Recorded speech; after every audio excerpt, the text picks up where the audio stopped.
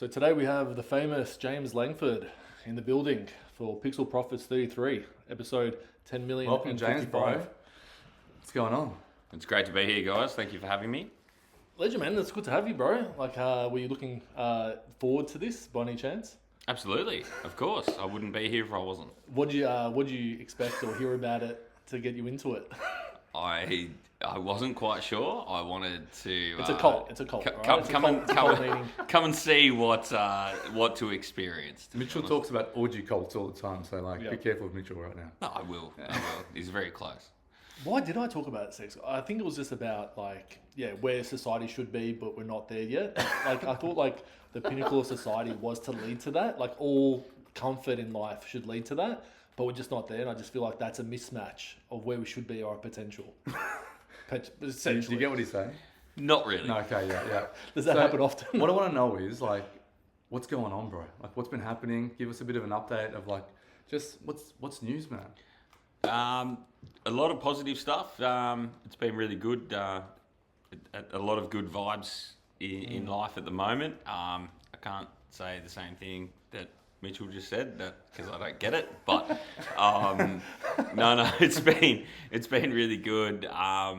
Different vibes. I've actually taken some time to look into different ways to motivate myself and things like that, which are really cool, which I didn't believe in a lot earlier. But no, it's everything's going really well, and even though it's cold and everything, it's positive. So do you know how you use the word vibes then, right? So vibes is a new age concept. I think of vibes as you're feeling good, you're vibing with positive energy. Is that what you mean by vibes? I mean it that you adjust to the vibe that you're getting. So it can be a negative vibe, it can be a positive vibe. At the moment, there are a lot of positives. Doesn't mean that there have ever been negatives. Yeah. But it's about how you react to that vibe and the vibes you get from those people that are giving you those vibes. Okay. And when did you start using the word vibe? Because it feels like it's a new word on your tip of your tongue kind of thing. Is this a very new age? Is it Instagram word or what? When do you? It could be. It could be. No. It's just something that I'm new to in the last few weeks, and look, you can't fault the positive vibes. Why not have positive vibes? I just say vibe. Yeah. I feel it's a synonym for psychic abilities. Knowing something without language, and so you got a vibe about it, opposed to knowing the particular word to express it. And so it's a vibe. You don't have to go into detail. So you see the positive, negative. It's going somewhere. It's not going somewhere. I'll tell you now. I put a vibe it was my son's first birthday today. And congrats, man. Thanks, bro. Yeah. And he's so big, man. And he woke up and he was pointing at his toys there. And it's this big dinosaur truck. And I was man, I caught a vibe from that. That was so good all day. And that's what I talk about. When I'm talking about vibes, I'm catching a wave that feels good no matter what the fuck's going on. She could be going down. But you just remember the positive little moments of purity, Well, I think it's when you go through those really tough situations where you do have that negative feeling, or you feel like you're blaming someone else or something like that, but then something happens that gives you that, like you said with your son's birthday, it's something positive, and it can make your week, it can make your month, it can make a year, and it can really turn things around. So it's not just this is so hard, this is so hard, and then you get that one positive, and it changes everything. Can I ask you guys a question about Star Wars? Okay. Anyone a Star Wars fan here? There's only two of you, but anyone? Yeah. Okay. So Darth Vader, I don't want to spoil this, but I'm going to do it now. Yep. Darth Vader was saved by Luke Skywalker's bravery against the evil forces. Mm-hmm. So Anakin was redeemed by his son's bravery, bravery that Anakin never had. So Darth Vader was only ever eliminated due to the love he had for his children, Darth Vader's love. So the children always save us. And that's why when I had this vibe, and I was man, you got to remember your kids, bro. They give you the positive, that thing you get as a parent, that. I will do anything now for these kids, and that's so positive, right? I think you have, I agree. And I think you have that positivity with your kids because they're the most important thing too.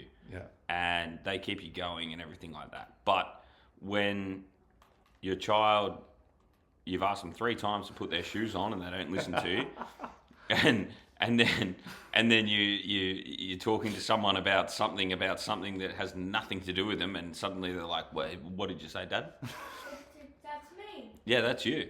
Yeah, Hudson. yeah, Hudson. Hudson in the building as Hudson's well. in the building. My son, 9-year-old. Yeah, selective hearing. Sometimes I have to paint his ears on. And you called me a brat today. And I called you a brat at football training, yes, because you were being a brat and you had to do a full lap of the oval. Yeah. And I really didn't.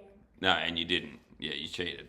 But yeah, no, I just think it's important that you do see the value of having a family and having kids and partners and everything like that, and listening and caring. You know, not to sound like an idiot, but without that, you can feel very empty, and it can hurt you. But with that, it can make you feel extremely full and loving, and I think that's important, to have that family support around you, whether it's your kids, your partner, your brother, your sister, your mum, dad, whatever it is. Having that support network is extremely important for your mental health and how you project yourself. You know, like I always ask people, I'll ask you too, who's the most important person in your life? My wife. Sad. It used to be me, and then all of a sudden now it's the wife, you know. So that's cool. I got to find my wife now, you know, eventually. So I got some cool person to say that's my life now, you know. But it's going to be a process. Mitchell, we got to find Mitchell a girlfriend. Everyone, he's the coolest guy in the world. We got to get Mitchell hooked up with a nice sweetheart. 100%. He needs a sweetheart, not like, you know, he needs the opposite to him, more sweet and grounded, not, you know, not too mental. No. Dude, I need like a / sugar mama as well, you know. Someone Crypto rich, you know, Bitcoin heavy. You know, I remember I was in Portugal, and I remember saying to myself, I remember coming to this like conclusion that like finances are very important, and you know, the lifestyle and just like the carefreeness, it's hard to retain when you go from youth to adults, you know. And I was looking at these like grandmothers in Portugal, Lisbon, and they were very rich, and I was like, yep, all right, cool, maybe that's my next step in life, you know, just use my body, just try to get myself like a grandmother kind of style, you know, like just go for that lifestyle. Wow. It's like He wants to just give up, bro. Look at that. Just marry some old lady and take her inheritance. I remember it was just like, it was a click in my head. I go, you know what? Yeah, you know, just do that. I'll be Wow. sick, you know. But all right, we're not letting that happen, right? No. Look, You're now the new wingman. You know that you're helping him out more than I can at the moment. So well, tell me, have you got any like the evidence? The evidence is there. Yeah. All right. Yeah. But the most important person is you. Okay. So how are you going to benefit your family, your friends, your loved ones, everything like that, if you don't put all the energy into yourself and make you the most important person? So yeah, you've told me this that's one true? before, yeah. yeah. Okay. If you think about your son just turned 1. Yeah. So if you don't put yourself first, Yeah. how and you break down, you're thinking about all these different things. You don't put yourself first. How is your son going to view you? So the most important person, so you can be the best person for your family and the people that you care about most, is putting yourself first. How do you? Okay, let me ask you. How do you start that process as a man? At say like our age group, 36, 37, 38, just before your 40s. How are we as men now putting ourselves first? Because it seems very hard. Okay, well, how do you want to see your kids look at you as you grow up? Just the fucking guy that never gave up. Just the man that dominates, yeah? Never gave up. Yeah. So, how do you continue that? By putting yourself first, right? So you continue to put yourself first, deal with whatever you've got to deal with, and then your kids look at you, or your kids, your partner, your family, look at you as that person that they go, wow, how do you continue to do that? And you're a role model for them. So as time goes on and they get older, they go, okay, well, this is how my dad taught me this. This is how he treated my mum. This is how he treated my family. Yeah. And even though they don't know maybe whatever was going on, if you really put yourself first, then you will be the best version of yourself for them to view. And that's leadership. That's them seeing, this is how I should treat my girlfriend. This is how I should treat my kids. This is how I should treat my friends. This is how I should treat my family.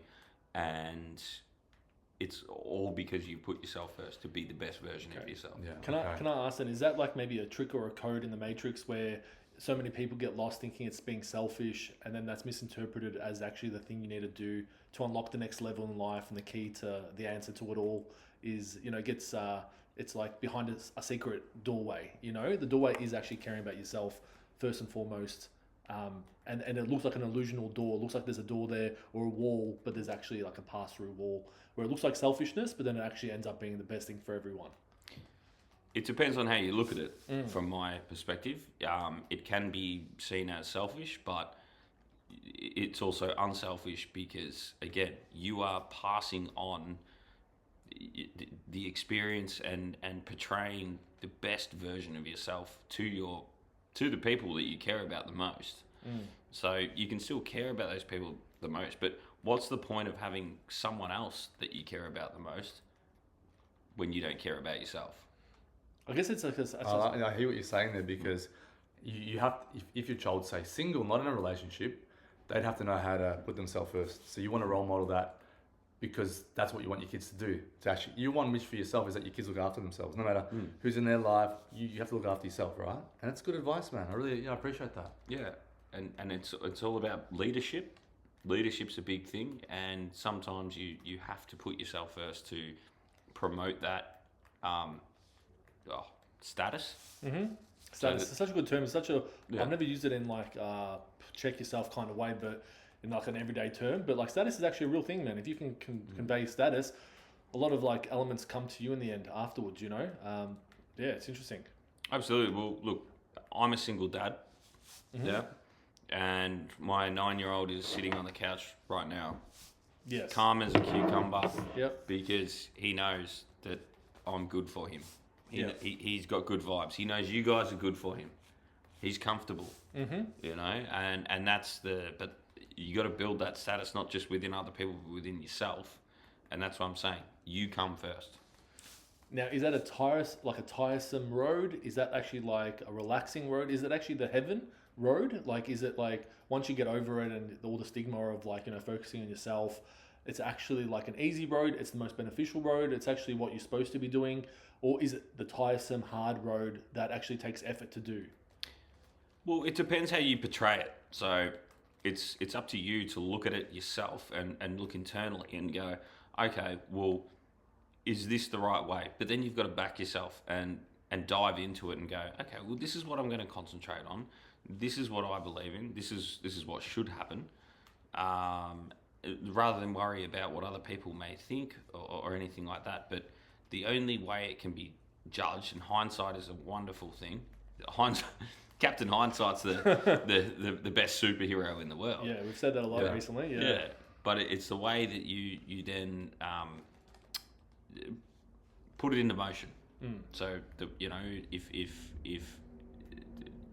you can see the people around you are happy, if you're happy, if things are going well, there's no reason why you've made the wrong decision. But other than that, then you have to adjust and move to what could be better. But I believe if you're the best person you can be, the people around you, right? And right now I've got, you guys around me, and I believe that me being better or you guys being better makes me better. Okay? So it's a collective.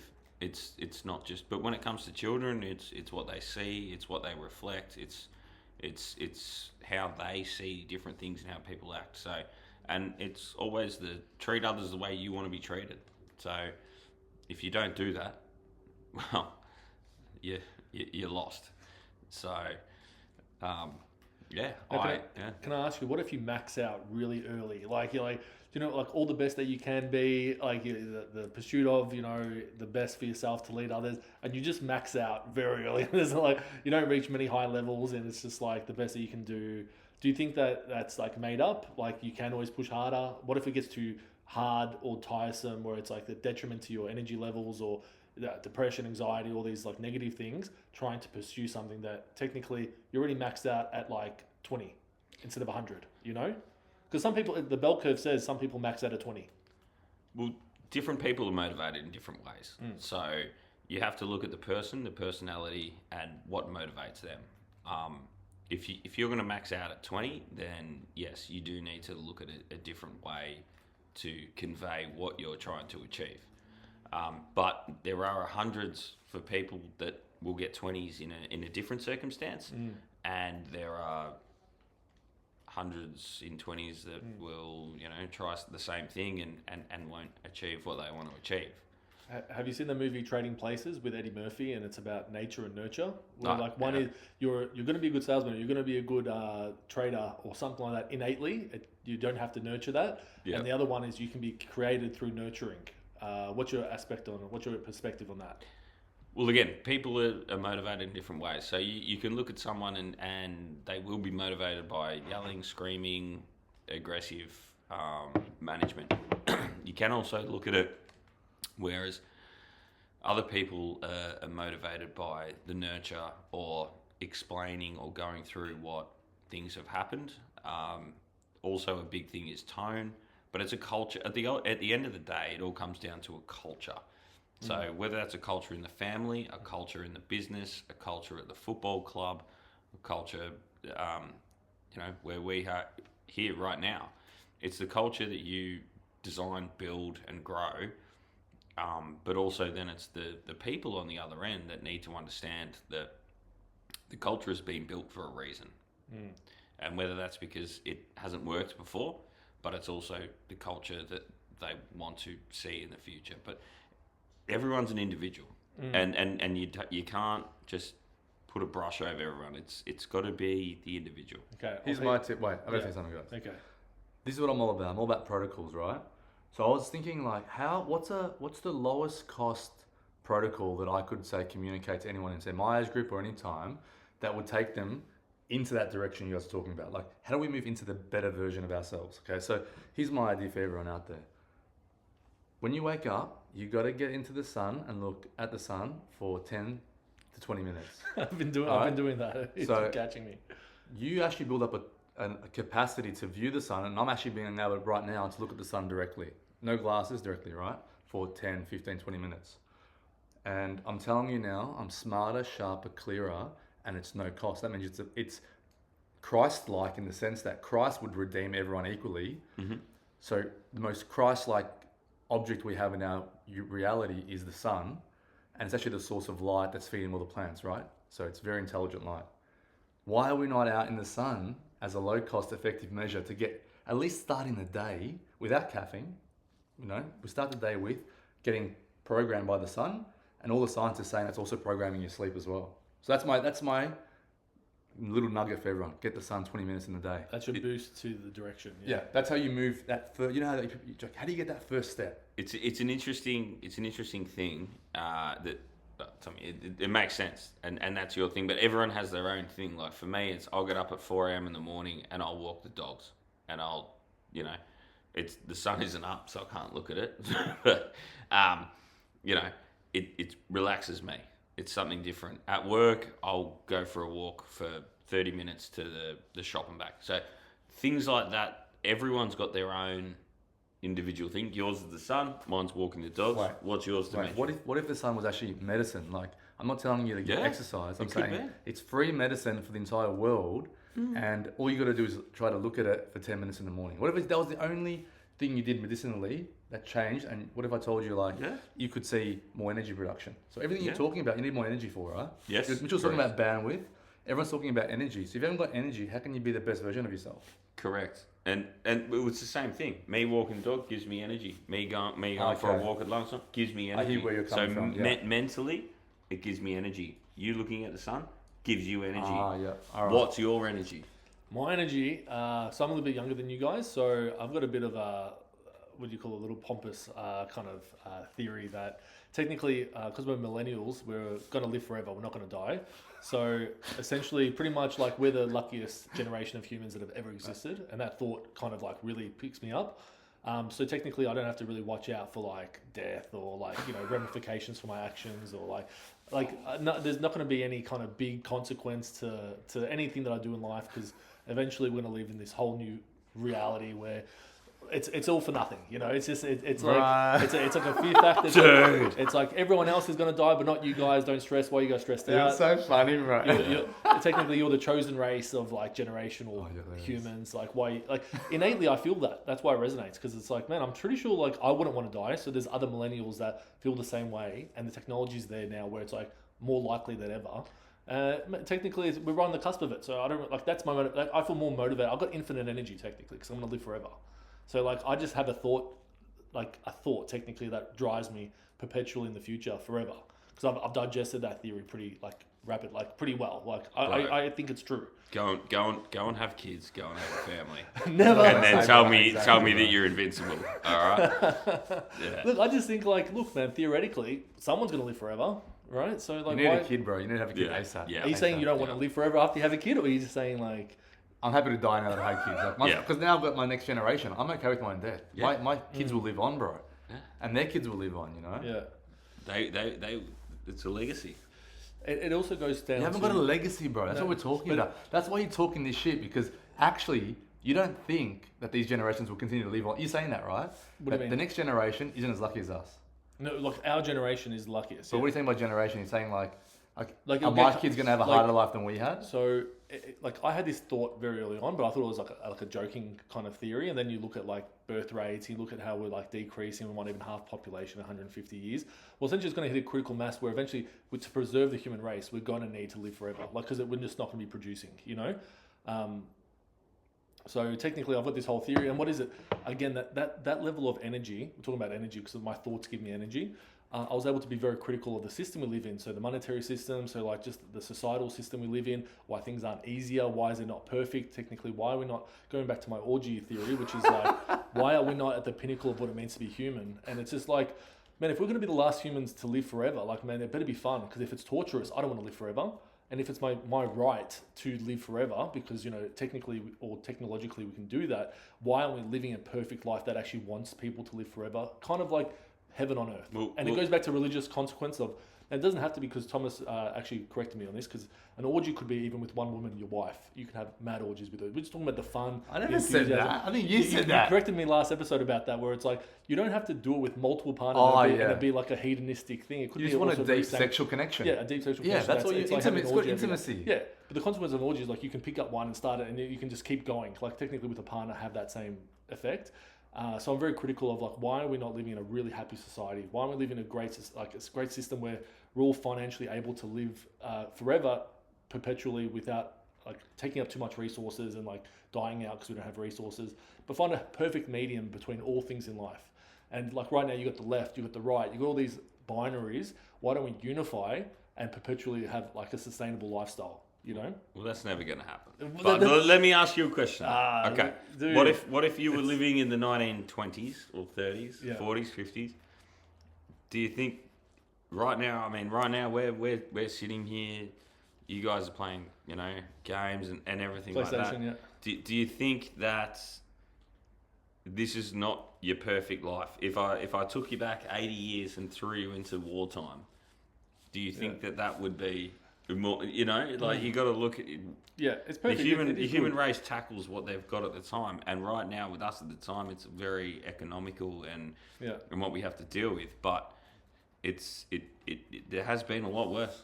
And there will be in the future, but I don't think it's so detrimental as to the human race is cooked. Yeah, so what it converges on a few points, right? So I wouldn't have this belief if it didn't make perfect sense on all sides. Okay, so we live on Earth.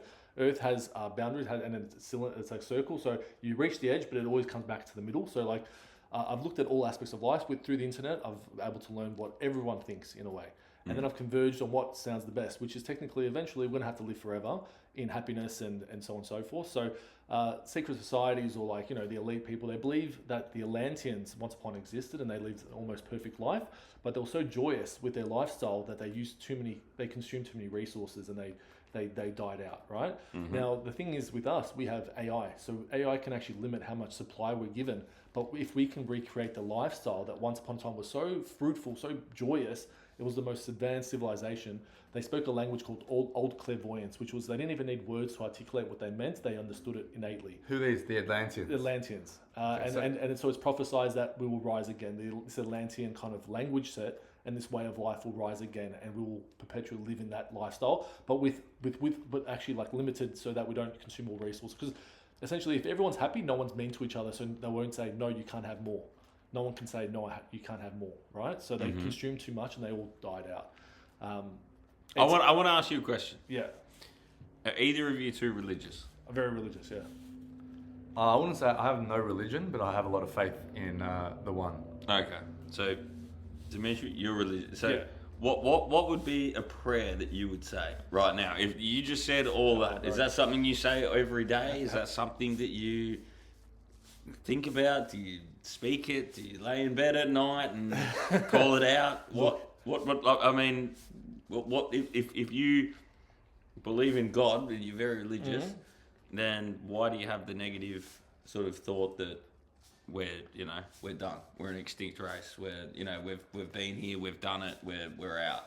Okay, so for example, go back to prayer. So there's a certain thing, I'm not too sure if you heard it, called gematria. Have you ever heard this term before? Have not heard of gematria. Gematria is like the occult, or like the Kabbalah, like the Jewish, they use numerology and the alphabet to create language around deeper meaning that the elite can decipher. Okay, so they use turning language to code, number code, right? So Let's that, get that that you right. can identify Yeah. if it's a falsehood, if it's let's say a cryptocurrency coin, if it's named a certain thing, the elites, without even talking to the person that runs it, they all know secret code and go, okay, I invest in that. That will be the secure version of, and that's how investors and they amass mass wealth, because they talk to each other in code. So that's believing in something that they do not know that is real. It is like saying, oh, that is the word for that, and through gematria I can tell if it's a legit thing, if it's a con, if it's a scam, if it's like, it's like a secret language for the rich people to communicate with one another. So just to be clear, I don't mean to be rude, but Yes. that's like believing in Santa.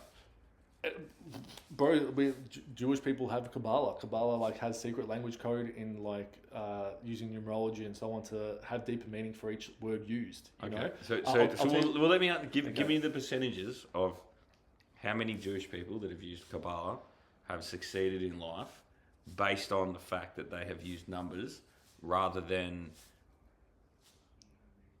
knowledge of what they're doing. Okay, so I don't know about the super elite. You don't have access to them. They don't have social media, for example. But there are people that attempt. So technically, like anyone, you can have Mozart, that was a genius with music. Yep. Could decipher it on his own without the need to be taught, and so on and so on. You have some people that look at the code of the matrix, which is the world we live in, and go, okay, well, how are they communicating? They use numbers, they use dates, they use times, they use secret codes. I don't know if you've ever seen the movie Matrix, but there's actually a code within that movie that actually signifies XRP, which is a cryptocurrency coin, and the messaging all relates. So I'll tell you why gematria is very important here, because the word pray is the same as pray. So when you actually pray, you become prey. It's a weakness. It's deemed as a weakness. So pray and pray. Pray is deemed as a weakness. Okay. Also, you can't have Bible without lie. You can't have aliens without lie. You can't spell these words without lie. So the language created around it could be a secret code for. I'll give you another perspective on that though. So what if that was a scam?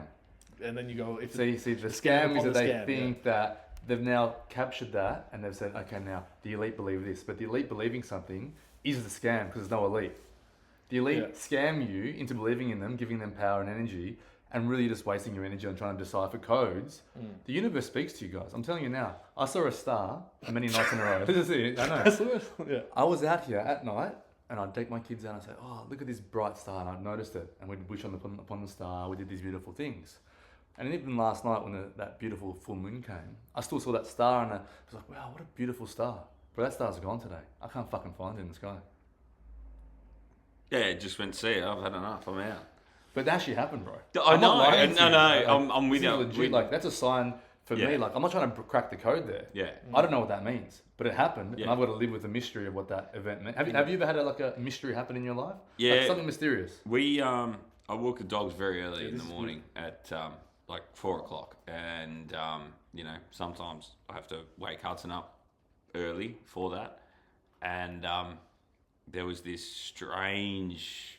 I got a video of it, but it was just strange. It wasn't a drone. It was moving too quickly for a drone, but it was like a shooting star, but it was like a drone. In the sky. Yeah, in the I've sky. seen that, bro. Yeah. That's not. What is that? A satellite? I don't What is know. that? I don't know. I've seen them. And but then it was like following us. Oh, it didn't go just around in No, a it circle. didn't. It goes around and followed us. Oh, that's yeah, it terrifying. followed us all the way to the oval. Oh, So shit. I don't know what it was and everything like that. But there was nothing about it. But yeah, I mean there That's are trippy. some strange, trippy things that you don't know what exactly is going on. But No. at the end of the day, you can only control what you can control, and you can only defeat what's in front of you. Okay, so if you were, if we had like a game, and I said to you, give me your best interpretation of what just happened. Like just use your instinct, no logic. Instinctually, did that speak to you that moment with any kind of intensity? What just happened? Like when you saw that weird thing happen that was out of the normal, did you have an emotional reaction? And what was that? No, it's more of a curiosity. Okay. So what was it? What could it be? How would it be? But also then, you walk away and you can only defeat what's in front of you. Why are you defeating it though? What if it's a good sign? Well, it could be a good sign, but I'm saying like you can only Solve one problem at a You time. can only solve what's in front of you. So Okay, if but I'm there's not asking you to something- solve it. It's what's your instinct? Did it mean like you're doing well, your vibes are good, like, or does it mean like there's aliens coming in there that's tracking you? Like, what does it mean, bro? I was like, this is really cool. What is this? I want to know more. Yeah, see, that's what a mystery does. It Yeah. opens up. It doesn't have to give you an answer. I wasn't scared, wasn't worried, anything like that. It was more like, I want more education on this. Mitchie, you've got a couple of mystery stories. Where tell me, you got one in the chamber. I've got a super mystery, man. Like, All right, go. Okay, Unlock, bro. Okay, it all comes back down to the theory that innately we live in a kind of video game scenario. Okay, so our minds are antennas. It receives messages constantly, and that's how we live in a chaotic world. If you look at it objectively, there's stars and there's things moving around. And you don't know what's going to happen next. But how come everyone wakes up very calm? Well, actually, the way this game works is you're told the future before it happens. And that's why you're constantly calm about things. And so technically, you're constantly seeing what's going to come next in your life all the time. So, you just know things are going to happen. And if you remain, for example, calm, when you're told these futures, technically, you'll see glitches in the matrix where things should go really wrong, but they go right. But if you freak out when you get these messages, things will go bad because it takes time before it comes true. So your thoughts come true in time. But what's the mystery, bro, that happened? What's the mystery? Give me one mysterious event that you still haven't solved that you still think had an impact on you. Oh, well, how about this? So once upon a time, I was doing sports betting. I had like maybe, 5-7K worth of tokens in my jacket. I went out clubbing that night and I got super drunk and I remained calm the whole time.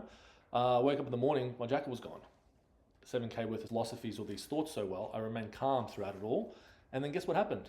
I went back to the place. I was very scared. You have to understand, I was very, very scared. Internally, I was very scared. Yeah. But I'm kamikaze enough to remain calm despite being in a very fearful scenario. And that actually equated to a good scenario in the end where I got my jacket, had the things in it, no one checked the pockets, everything was good. Now, I've been faced with many fearful... This isn't just one scenario. I've embodied it enough where I'm actually petrified inside because I've seen so many near-death experiences where I should have been experiencing very negative outcomes, but they're always positive, and I've witnessed them firsthand.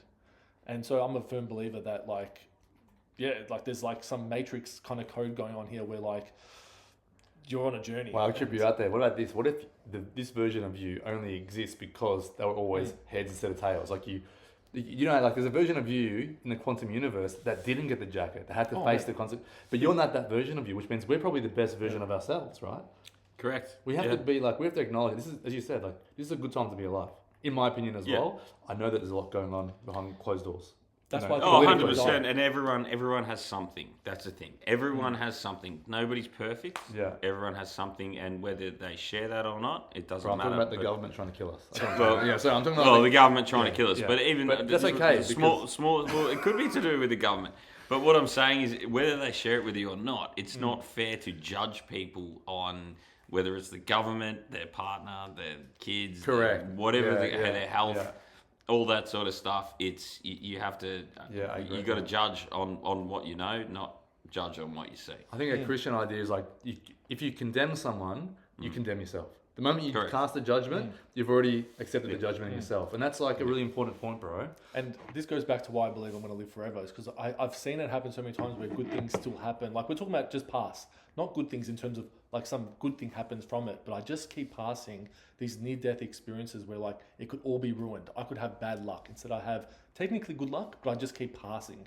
So that's why I'm kind of like believing that if my theory is correct, that essentially I may be an individual on Earth that is an infinite one. Okay, I hear you. An infinite Wow. A chosen one. like it just so happens. It's not like I'm gonna do like I used to think I have to do something to get So wait, that status. so but when the second coming, say in our And then in you our say tradition, second coming second of coming of Christ, Christ, then you're you saved are from- one of the chosen ones. that's what that's again, if you're a good person. I think technically I'm you also should- chosen. I have to say honestly. So Like, there I you- think God, Jesus Christ, loves me a lot. And so you should have infinite energy. I think I'm just floating, and we'll see how we go. See, you got to get to our conviction level. Mitch is going to live forever. Yeah. I think I'm chosen for the second coming Yeah, for sure. yeah. He's going to choose. He's going to be like, "Yep, Tommy boy, up, yeah, no, brother, you brother, Yeah. you did a lot of good shit, brother." You guys are right. I'm just cruising. We'll see how we go. Come with us to the second coming. The rapture's Oh coming, no, bro. I'll come for the party, and then we'll see how we land after that. You only get the invite to the party if you get chosen, bro.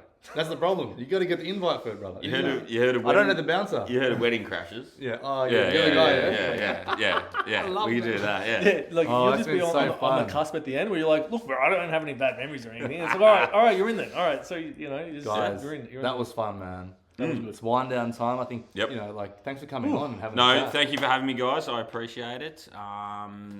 It has been really good. Love to join Yeah. again sometime when we need to talk about other things. What do you reckon? Do you like the way the podcast flows and Yeah. is the gaming like? What was your experience? Just like more from like just just an experience perspective. I appreciate how you guys are able to, have the gaming thing and concentrate on that, but also talk about, have a bit of fun, some jokes, but also talk about some things that are important to people in their life currently, which are serious things.